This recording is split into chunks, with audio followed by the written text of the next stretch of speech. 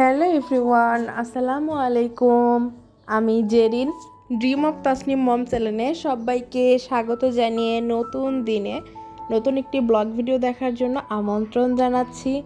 কাছে দূরে যে যেখান থেকে আমার আজকের ব্লগ ভিডিওটি দেখছেন, আশা করছি সবাই ভালো আছেন, সুস্থ আছেন। প্রতিদিনের মতো আজকের ভিডিওটাও একদম সকালবেলা থেকেই শুরু করেছিলাম, সকালের নাস্তা বানানো দিয়ে।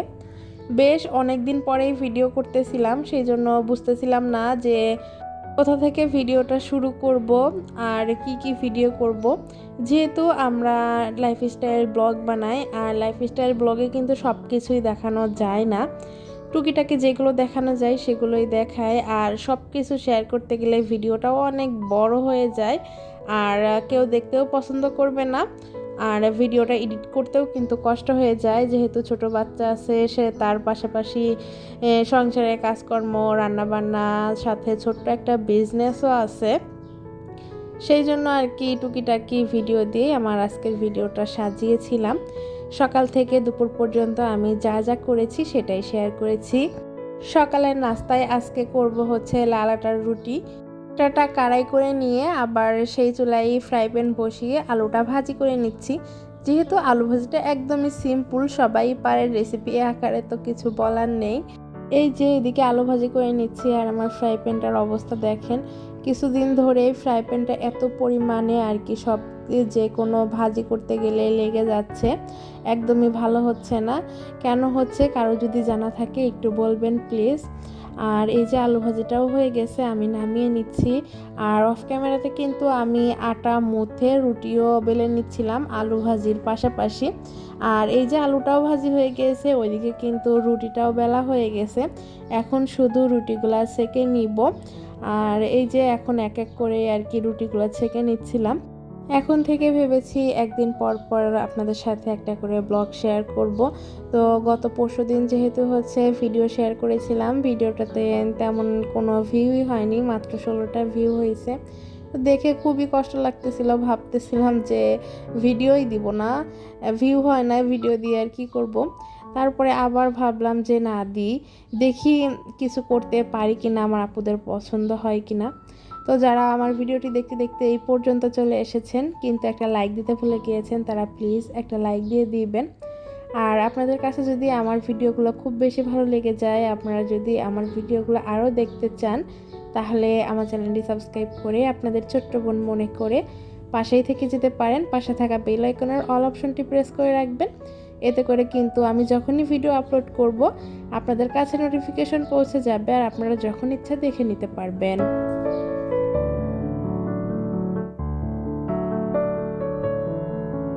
এই যে আপনাদের সাথে কথা বলতে বলতে রুটি বেলে ডিমও আর কি ভেজে নিয়েছি। আর আপনাদের ভাইয়াকে সকালের নাস্তাটা দিয়ে দিচ্ছি, 9টা বেজে গেছে। আজকে ঘুম থেকে উঠতে একটু দেরি হয়ে যাওয়ার কারণে নাস্তা বানাতে বানাতে প্রায় 9টার উপরেও বেজে গেছে। প্রায় 9টা মনে হয় 15 থেকে 16 বাজে। আপনাদের ভাইয়া অফিসে যাবে, তো তার নাস্তাটাই আমি তাড়াতাড়ি করে রেডি করে দিচ্ছিলাম। আর আমি যখন আপনাদের ভাইয়াকে নাস্তা রেডি করে দিচ্ছিলাম, সে তখন আমার পাশেই দাঁড়িয়েছিল। সে বলতেছে যে আমি কি খাবার খেতে বসবো না তোমার এই সব নাটকই দেখবো। একবারে তো বাদ দিয়ে দিছিলে, আবার কেন এগুলো শুরু করেছো? এগুলো দিয়ে কিচ্ছু হবে না, কেন করতেছো এগুলা? শুধু শুধু টাইম নষ্ট। তো এভাবে করেই আর কি প্রতিনিয়ত নিজের মনটাকে ছোট করে যাচ্ছি। আমার কি করব কি না করব আমি নিজেও বুঝতেছি না। যেহেতু একটা ছোট্ট বিজনেস দাঁড় করিয়েছি, তো সেটারও মার্কেটিং করতে হবে। সেই জন্য ভাবলাম যে ইউটিউবেও টুকিটাকি ভিডিও দেই, সেই সাথে ফেসবুক টিকটকেও তো দিচ্ছি, দেখি কিছু হয় কি না। টিকটক ফেসবুক থেকে কিন্তু আলহামদুলিল্লাহ আমি বেশ কিছু প্রোডাক্ট সেল করতে পেরেছি। সেই জন্য ভাবলাম যে অনেক আপুরা দেখলাম ইউটিউবেও হচ্ছে মার্কেটিং করে, তাই ভাবলাম যে ছোট ছোট ব্লগ দিব, তার পাশাপাশি এই কিছু কিছু আমার প্রোডাক্টসগুলোও আপনাদেরকে দেখাবো। সেই জন্যই আর কি ইউটিউবে আসলাম। তো আমার ব্লগগুলো আপনাদের কাছে কেমন লাগে আমি জানি না, কিন্তু কিছু কিছু আপু আছে যারা আমার ব্লগ দেখতে খুবই পছন্দ করে। আমি কিছুদিন ব্লগ দিয়েছিলাম না, সেই জন্য আপুগুলো খুবই মিস করছে নাকি, আমাকে আর কি কমেন্ট করে জানিয়েছিল যে আপু তুমি ব্লগ ভিডিও দিচ্ছ না কেন, তোমার ভিডিওগুলো দেখতে আমার অনেক ভালো লাগে। লাগে, অনেক আপুই আর কি কমেন্ট করেছিল। তো সেই জন্যই ভাবলাম যে আমার একদিক থেকে দুইটা কাজই হবে। আপনারা চাইলে আমার প্রোডাক্টসগুলো দেখতে পারেন। আমার ফেসবুক নেম হচ্ছে তাসনিম আর্ট অফ ক্রাফট। আপনারা চাইলে কিন্তু আমার পেজটা ঘুরে আসতে পারেন। আর এই নামেই কিন্তু আমার টিকটক অ্যাকাউন্ট আছে, সেখানেও আপনারা কিন্তু ঘুরে আসতে পারেন। আমার কি কি প্রোডাক্টস নিয়ে আমি কাজ করছি সেগুলো দেখতে পারেন।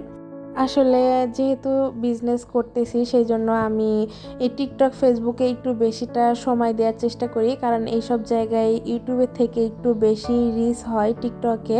সেই জন্য টিকটকের ভিডিও তো 9:16 করতে হয়, আর ইউটিউবের ভিডিও 16:9 করতে হয়। সেই জন্য আর কি আমার প্রোডাক্টসের ভিডিওগুলো আমি দেখাতে পাচ্ছি না। আমি যখন ইউটিউবের মতো করে ভিডিও করব সেই সময় হচ্ছে আপনাদেরকেও দেখিয়ে দিব। আর আপনারা চাইলে কিন্তু আমার টিকটক থেকে ঘুরে আসতে পারেন।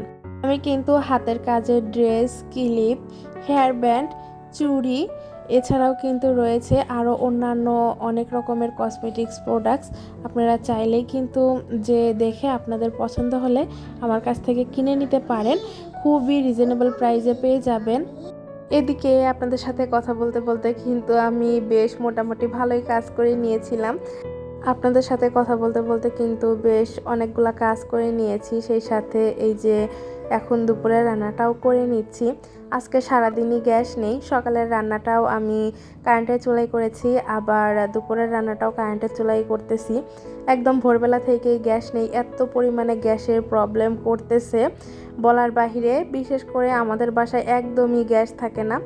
আমাদের উপরতলাতে যা বা থাকে ওরা রান্না করতে পারে, কিন্তু আমাদের বাসায় একদমই থাকতেছে না। তো আপনাদের কার কার এরকম গ্যাসের প্রবলেম হচ্ছে সেটা কিন্তু কমেন্ট করে বলবেন। দুপুরের রান্নায় আজকে শুধু পাঙাশ মাছ রান্না করতেছিলাম, যেহেতু গ্যাস নেই। আর কারেন্টের চুলায় রান্না করতে গেলে আমার খুবই বিরক্ত লাগে। একটা সময় ছিল, সেই সময়টাতে আমি শুধু কারেন্টের চুলায় রান্না করতাম। তখন আমার লাইনের গ্যাসও ছিল না, সিলিন্ডারও ছিল না। তো তখন আর কি করতে করতে অভ্যাস হয়ে গেছে। আবার এখন হচ্ছে সে চুলায় রান্না করতে করতে অভ্যাস হয়ে গেছে, তাড়াতাড়ি রান্না হয়, সেই জন্য কারেন্টের চুলায় রান্না করতে খুবই বিরক্ত লাগে। আর এই যে পাঙ্গাস মাছটাও প্রায় হয়ে এসেছে। আমি নামানোর একটু আগ দিয়ে কিছু লেবুর পাতা দিয়ে দিয়েছিলাম, যাতে পাঙ্গাস মাছের যে আলাদা একটা গন্ধ থাকে সেটা চলে যায়। লেবুর পাতা দিলে কিন্তু পাঙ্গাস মাছের সেই গন্ধটাও থাকে না। আর রান্নাবান্না করার পরে বেশ অনেকক্ষণ পরে আমি এসেছিলাম চুলা ক্লিন করতে। যেহেতু এটা কারেন্টের চুলা, এটা কিন্তু পুরাপুরি ঠান্ডা করে নিয়ে তারপরে কিন্তু মুছতে হবে। আপনারা কিন্তু কখনোই গরম অবস্থায় মুছবেন না। তো এখন হচ্ছে এই যে রান্নাবান্না শেষ করে পুরা রান্নাঘরটাই ক্লিন করে নিব। যেহেতু আজকে পাঙ্গাস মাছ রান্না করেছি, আর পাঙ্গাস মাছ কিন্তু প্রচুর পরিমাণে তেল ছুটে ভাজার সময়, প্রত্যেকটা দেয়ালে তেলে আর কি অবস্থা খারাপ। সেই জন্যই আর কি একটু ভিমবার দিয়ে ভালো করে সব কিছু মুছে নিচ্ছিলাম। আমাদের বাসায় এখন বেশিরভাগ সময়ই পাঙ্গাস মাছ আর সমুদ্রের মাছ খাওয়া হচ্ছে। অন্যান্য মাছটা একদমই খেতে ভালো লাগে না। যেহেতু আমার ছোট বাচ্চা আছে, আর বাচ্চাটা কিন্তু পাঙ্গাস মাছ খেতেই বেশি পছন্দ করে। যদিও বাচ্চাদের পাঙ্গাস মাছ খাওয়ানো ঠিক না, তারপরেও কিছু করার নেই, আমরা নিম্ন মধ্যবিত্ত। তো আমাদের পাঙ্গাস মাছই ধরতে গেলে এখন রুই মাছের সমতুল্য। রুই মাছ কিনে খাওয়ার মতো তো আর সামর্থ্য নেই, সেই জন্য পাঙ্গাস মাছই খাই। ওইদিকে কাউন্টার টপ কিন্তু পরিষ্কার করে নিয়ে কিছু থালা বাসন ছিল সেগুলো অফ ক্যামেরাতে মেজে নিয়ে এখন বেসিনটা পরিষ্কার করে নিচ্ছি। এখন কেন জানি একদমই ক্যামেরা অন করতে মনে থাকে না, সেই জন্য আর কি ক্যামেরা অন করে ভিডিও করা হয় না।